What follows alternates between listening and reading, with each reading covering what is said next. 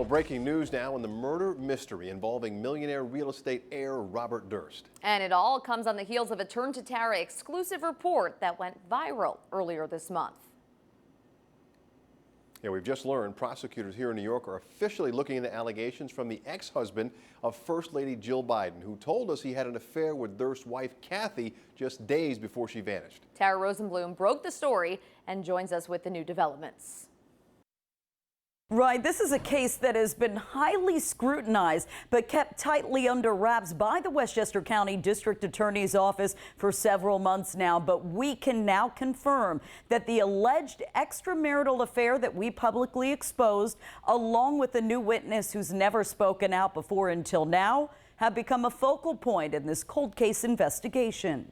The two of them looked at each other like with the googly eyes. They were kind of cute. The voice you hear belongs to Pennsylvania businessman George Kearns. Due to the intense media attention surrounding the Robert Durst murder trial in California, he did not want to show his face, but said he is willing to talk over the phone because he wants justice for the family of Kathie Durst. She was the kind of girl you wouldn't mind taking home to introduce to your mother.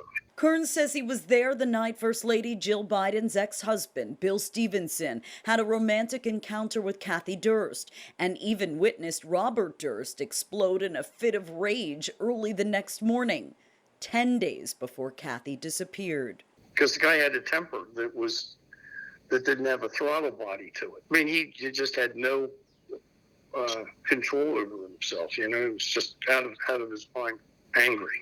George said Kathie had invited him and Bill Stevenson to crash at her Upper East Side apartment after a night out at a local bar. And now his story is in the hands of Westchester's top prosecutor. 1 week after our story, 2 detectives interviewed Kearns about what he saw that night. And that provides additional evidence that there might have been a strong motive on the part of Durst to kill his wife.